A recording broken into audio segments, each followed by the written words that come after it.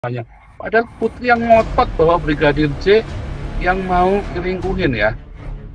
Dan lalu kepentingannya apa sih Putri ini kan? Malah dia ditolong sama Brigadir J, malah dia ngotot Brigadir J yang mau nyelingkuhin dia. Ini seperti banyak yang ini pengakuan pertama dengan pengakuan kedua, dua-duanya menurut saya bohong semua, saudara. Dua-duanya bohong semua, menurut saya ya.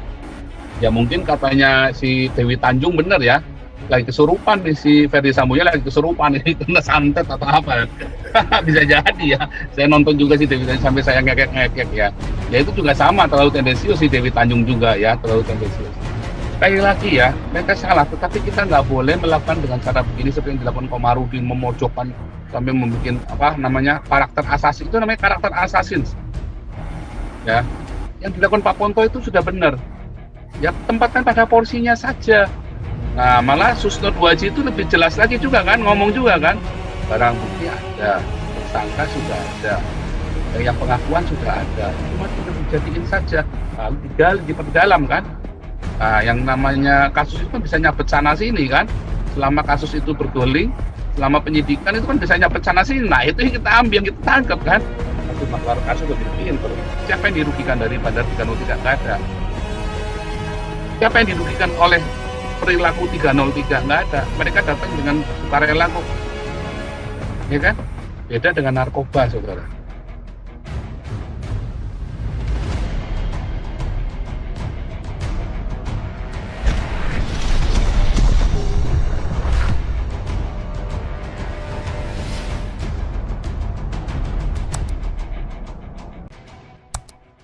Tendensius.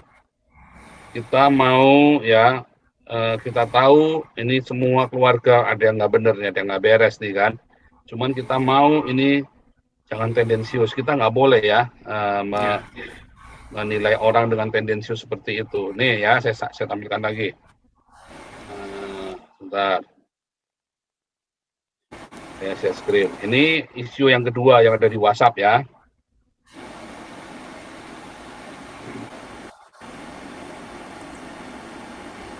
Ya, Miloro Karlatwe, Baradae belak-belakan soal eksekutor Brigadir J di depan Kapolri Listio Sigit. Siap Jenderal Ferdi Sambo, pelakunya Jenderal. Langsung ngomongnya, pelakunya. Ya, jadi pelakunya langsung ya. Nah, ini memang agak ini.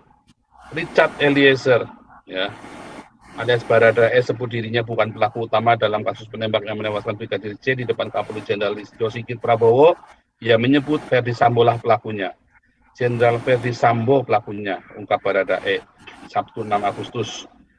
Pengakuan pengawal mantan Kadif Propam Irjen Ferdi Sambo setelah ia diberi tambahan 2 kali 24 jam oleh tim Sus Barreskrim dan hari Jumat 5 Agustus malam saat diperiksa lagi oleh tim Sus Itwarsum. Baradae mengaku bahwa dia bukan pelaku penembakan Brigadir J tapi Irjen Ferdi Sambo. Setelah mengaku, Baradae langsung minta perlindungan Kapolri dan meminta dipertemukan dengan kedua orang tuanya. Mengakukan Baradae Jumat bahwa Ferdi Sambo lah yang mengeksekusi Brigadir J. Nah ini loh ya. Ya mungkin katanya si Dewi Tanjung bener ya, lagi kesurupan nih si Ferdi Sambonya lagi kesurupan ini kena santet atau apa. Bisa jadi ya. Saya nonton juga si Dewi Tanjung sampai saya ngekek-ngekek ya. Ya itu juga sama, terlalu tendensius si Dewi Tanjung juga ya, terlalu tendensius. Sekali lagi ya, mereka salah, tetapi kita nggak boleh melakukan dengan cara begini seperti yang dilakukan Komarudin, memojokkan sampai membuat apa namanya karakter assassin, itu namanya karakter assassin ya. Yang dilakukan Pak Ponto itu sudah benar ya, tempatkan pada porsinya saja. Nah malah Susno 2J itu lebih jelas lagi juga kan, ngomong juga kan, barang bukti ada, tersangka sudah ada, yang pengakuan sudah ada, cuma tinggal dijadiin saja, lalu tinggal diperdalam kan. Nah, yang namanya kasus itu kan bisa nyabet sana sini kan, selama kasus itu berguling, selama penyidikan itu kan bisa nyabet sana sini. Nah itu yang kita ambil, yang kita tangkap kan. Aduh, maklar kasus lebih pinter daripada lawyer ya. Kemudian datanglah Karopaminal Brigjen Polisi Hendra Kurniawan dan Wadir Krimum Polda Metro AKBP Jerry Raymond Siagian yang bertugas mengamankan dan membersihkan TKP. Konon ya, akhirnya kasus ini menjadi kasus rasial ya. Wah, sesama orang Batak harus bela. Si Kamarudin membangun jaringan orang Batak semua buat belain dia. Nggak boleh begitu ya. Kamarudin sontoloyo sinting bener ya, dia membangun orang-orang Batak kalian semua jangan mau dihasut sama Kamarudin. Nggak boleh begitu. Nanti akhirnya jadi masalah rasial ini. Nggak boleh begitu. Tempatkan pada porsinya. Makanya saya sih berharap diganti ya, diganti Hotman Paris atau si Poltak itu ya. Itu lebih waras itu pengacara lebih waras mereka ini ya. Walaupun sering berantem berdua ini, tapi menurut saya mereka lebih waras daripada si Komarudin. Komarudin pengacara sinting, hati-hati loh, malah dijeblosin nanti loh. Serius ya, ini sudah kasusnya KC nih. Nah, atas pengakuan tersebut, Baradae langsung dibawa Irwasum Wakapolri, Kaba Intelkam, dan Kabar Reskrim menghadap Kapolri. Di hadapan Kapolri, Baradae menceritakan kejadian sesungguhnya Jumat sore sekitar jam setengah 3, jam 3 sore. Di rumah dinas mantan Kadif Propam Irjen Pol Verdi Sambo. Siap Jenderal Verdi Sambo pelakunya Jenderal. Tugas Baradae. Sambo selingkuh. Nah, malah bilang Sambo yang selingkuh ya. Sudah nikah diam-diam padahal sama-sama Kristen. Polwan juga Kristen. Bu Putri minta Brigadir J cari tahu karena curiga Sambo yang jarang pulang. Akhirnya Brigadir J cari tahu dan cerita soal Polwan Rita ke Bu Putri. Akhirnya Bu Putri dan Sambo cekcok di kamar karena ketahuan selingkuh sama Polwan ini. Sambo marah sama Brigadir J karena cari tahu dan cerita semuanya ke Bu Putri soal selingkuhannya. Bu Putri juga dipukul Sambo, tapi sempat dibela oleh Brigadir J. Tetapi Bu Putrinya ngomongnya katanya Brigadir J yang mau ini ya melecehkan. Nah, kan ini terlalu jauh ya, terlalu jauh. Sambo akhirnya takut Brigadir J cerita kemana-mana soal selingkuhannya. Padahal Putri yang ngotot bahwa Brigadir J yang mau ngelingkuhin ya. Dan lalu kepentingannya apa si Putri ini kan? Malah dia ditolong sama Brigadir J, malah dia ngotot Brigadir J yang mau nyelingkuhin dia. Ini seperti banyak yang ini pengakuan pertama dengan pengakuan kedua, dua-duanya menurut saya bohong semua, saudara. Dua-duanya bohong semua, menurut saya. Saat di kursi menyiksa Brigadir J dan sampai puncaknya menembak kepala Brigadir J. Aneh nih ya, karena apa nih sebentar ya. Sambo akhirnya takut Brigadir J cerita kemana-mana soal perselingkuhannya, dan juga takut Brigadir J Sambo soal bandar situs bandar judi 303. Judi itu 303 semua polisi menikmati, saudara. Mengapa 303 masih diharamkan di Indonesia? Di seluruh dunia ya, tinggal di Indonesia masih diharamkan sama di Arab. Tapi di Arab aja sudah dilegalkan 303. 303 ini judi ya, pasal judi, tindak pidana umum.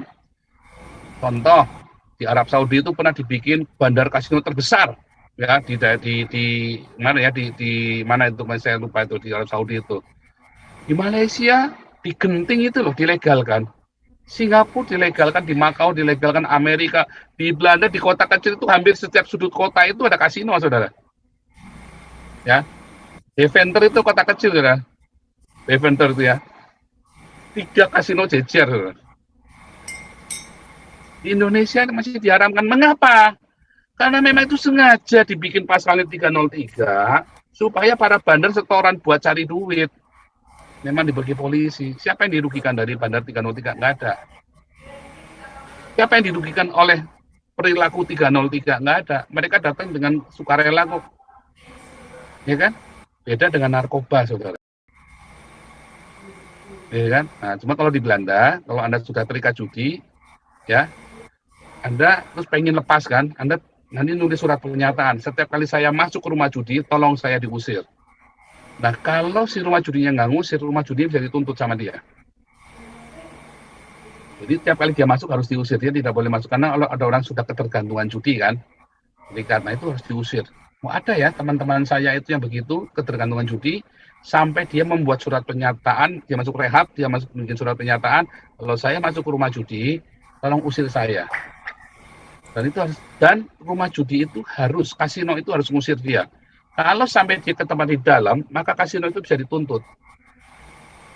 Nah, gitu ya. Jadi 303 ini siapa yang dirugikan? Nggak ada. Di Indonesia ini memang buat cari duit operasionalnya polisi, saudara 303 ini.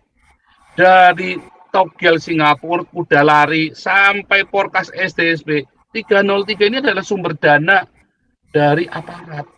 Memang dipakai. Karena nggak ada yang dirugikan, dianggap itu uang halal. nggak ada yang haram di dalam 303. Kenapa? Karena kan nggak dirugikan. Itu ya. Jadi ini terlalu, menurut saya ini terlalu aneh gitu loh. Ini kasus yang wajar 303 itu. Semua orang sudah maklum. Semua polisi, mau yang jujur, mau yang nggak jujur, semua pasti pernah makan duit 303. Nggak mungkin nggak pernah, itu bohong kalau pernah nggak. Ya, nggak mungkin nggak. Karena tidak ada yang dirugikan. Mereka tahu nggak ada yang dirugikan. Ini bukan duit panas 303 ini. Disisa dulu, baru ditembak 5 kali. Ini terlalu aneh. Ini buat saya terlalu aneh, nggak begitu ceritanya, saudara. Ya, sak goblok-gobloknya orang nggak akan melakukan begitu, saudara. Apalagi Sambo ini seorang, dan dia bukan orang yang arogan ya. Ada tipe arogan. Maaf ya, Susno 2G itu tipe arogan, dikit-dikit tempeleng orang gitu loh. Ya, Susno 2G itu pernah ada satu orang Tionghoa itu kasusnya Eka SIM simulator ya, disuruh minum air kencingnya dia loh ya, Susno 2G itu. Nah, Anda belum tahu kan? Dia orang arogan, saudara.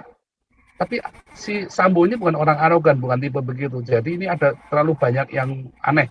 Bahkan sudah kejadian begini pun termasuk aneh, saudara. Saya tidak berkata bahwa Ferdi Sambo tidak salah ya, jangan salah tangkap ya. Mereka sekeluarga ini salah. Mereka saling tutup menutupi ya. Korbannya Brigadir J. Tapi jangan dengan cara yang semena-mena begitu. Kayak tadi ya, Pak Frans pun tadi pun orang-orang Kristen pun yang bilang ini karma-karmanya KC, saya bilang nggak setuju, KC memang salah kok. Ya, KC memang salah. Apa kasusnya masalah kasih makan tai, itulah kasusnya KC yang paling berat, yang membuat KC harus kita bela. Tetapi itu pun sudah dibela oleh Amnesty International dan hakim akhirnya menurunkan 10 tahun jadi 4 tahun. Jadi 6 tahun.